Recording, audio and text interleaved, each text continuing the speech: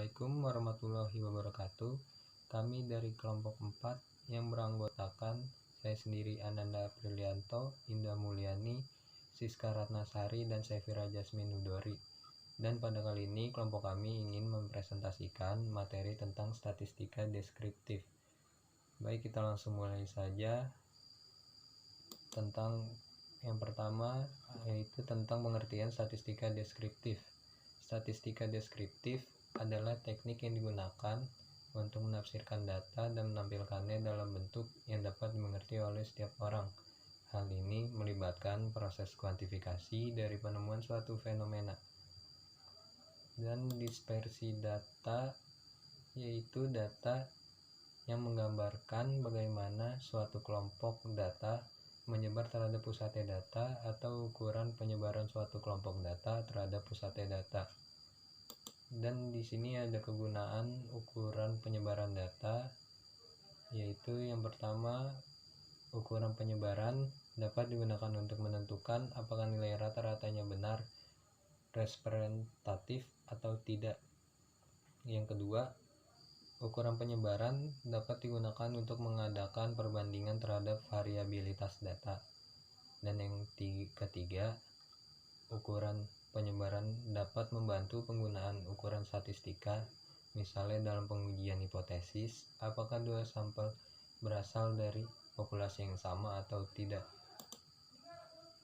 Dan di sini ada materi kemiringan dan keruncingan data.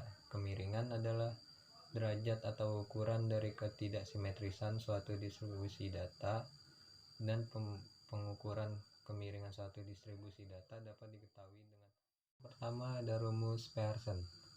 Rumus Pearson yaitu A sama dengan 1 per S dalam kurung X dikurang mod, atau A sama dengan 3 per S dalam kurung X dikurang med.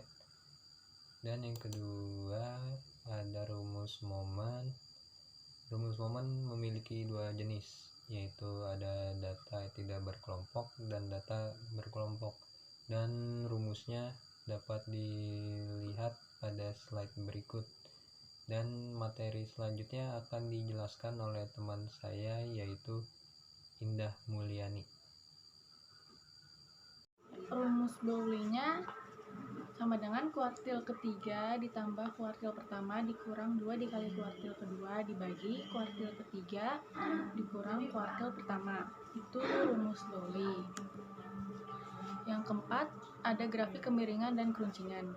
Kemiringan distribusi data merupakan derajat atau ukuran dari ketidaksimetrisan atau asimetri suatu distribusi data. Kemiringan distribusi data terdapat 3 jenis, yaitu yang pertama ada simetris, yaitu menunjukkan letak nilai rata-rata hitung, median, dan modus berhimpit berkisar di satu titik. Yang kedua, miring ke kanan, yaitu mempunyai nilai modus paling kecil dan rata-rata hitung paling besar. Yang ketiga, miring ke kiri, mempunyai nilai modus paling besar dan rata-rata hitung paling kecil. Nah, ini gambar grafik kemiringan distribusi datanya bisa dilihat.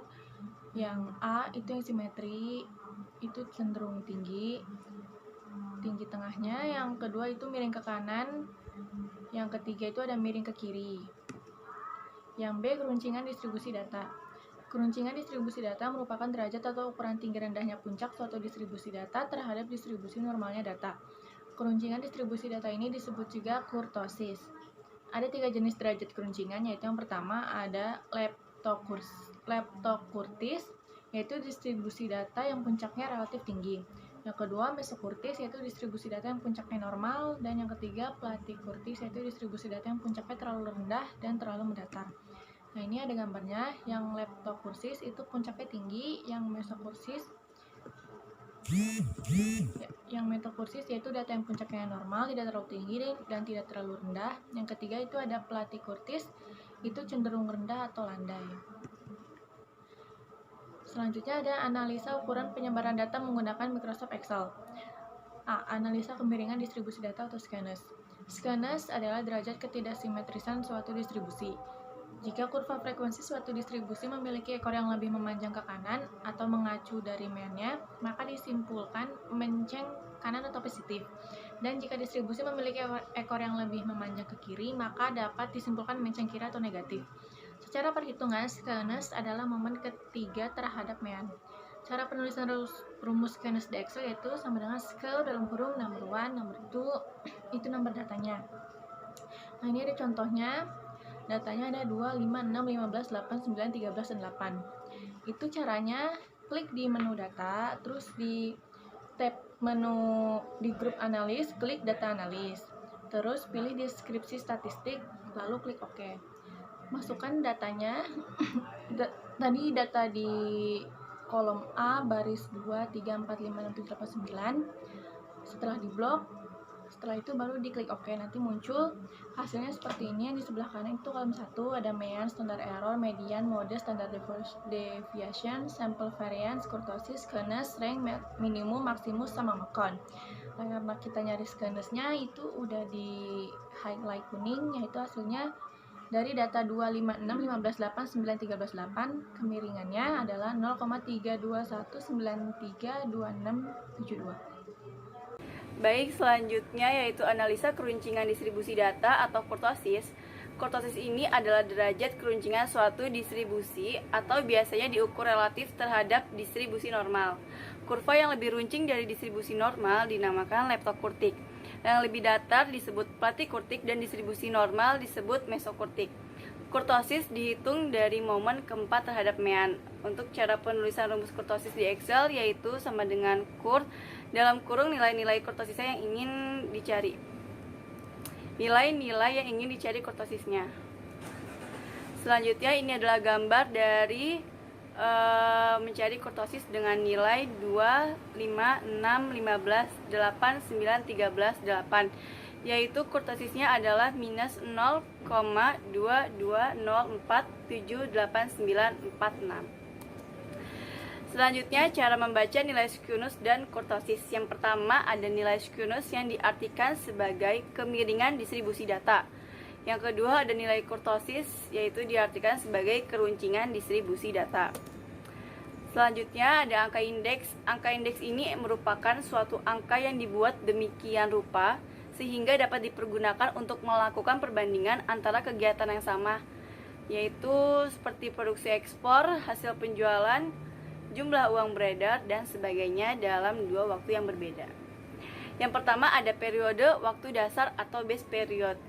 Base period ini adalah periode yang dipakai sebagai dasar dalam membandingkan kegiatan tersebut. Periode dasar biasa dinyatakan dalam angka indeks sebesar 100. Yang kedua, ada periode waktu yang bersangkutan atau sedang berjalan yang biasa disebut current period, yaitu periode yang dipakai yang sedang berjalan atau periode yang diperbandingkan dalam kegiatan tersebut. Selanjutnya ada sistematika angka indeks. Yang pertama adalah angka indeks tertimbang, yaitu angka indeks yang dalam pembuatannya memasukkan faktor-faktor yang mempengaruhi penimbang naik turunnya angka indeks dengan metode indeks Laspeyres. Yang kedua Pasce, yang ketiga Fisher, yang keempat Dorbisch. Yang kedua yaitu angka indeks tak tertimbang, yaitu angka indeks yang dalam pembuatannya tidak memasukkan faktor-faktor yang mempengaruhi naik turunnya angka indeks. Lalu ada angka indeks relatif, yaitu indeks yang terdiri dari satu macam barang saja, baik untuk indeks harga maupun indeks produksi, dengan dua cara penggunaannya, yaitu yang pertama angka indeks sederhana relatif harga, dan yang kedua adalah angka indeks sederhana relatif kuantitas. Selanjutnya ada rumus angka indeks tertimbang, yaitu untuk indeks Laspeyres dengan rumus sigma PTQ0 dibagi sigma P0Q0 dikali 100%. Yang kedua ada indeks Pasce dengan rumus sigma PTQT dibagi sigma P0QT dikali 100%. Dengan keterangan PT yaitu harga masing-masing produk pada tahun ke-T, P0 yaitu harga masing-masing produk pada tahun dasar, QT yaitu kuantitas masing-masing produk pada tahun ke-T, dan Q0 yaitu kuantitas masing-masing produk pada tahun dasar. Terima kasih, selanjutnya akan dijelaskan oleh Siska. Angka indeks tak tertimbang. Metode relatif. Rumus angka indeks sederhana relatif harga L I T T,0 sama dengan PT per P0 dikali 100%. Keterangan IT,0 sama dengan angka indeks tahun ke T dibandingkan dengan tahun dasar.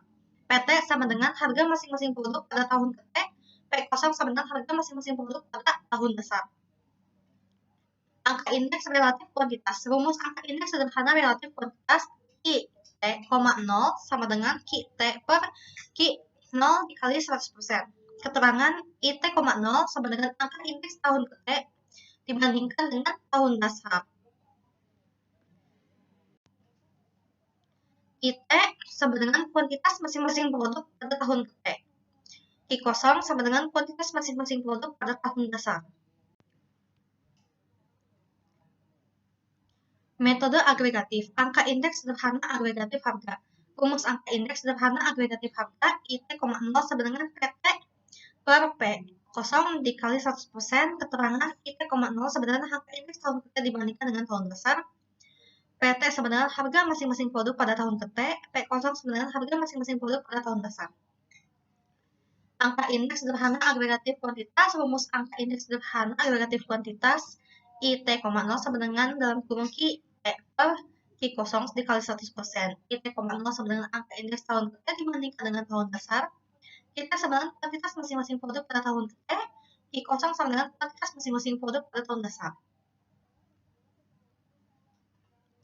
Metode rata-rata. Angka indeks sederhana harga rata-rata relatif. Rumus angka indeks sederhana rata-rata harga IT,0 sama dengan 1 per N dalam kurung PT per P0 dikali 100%.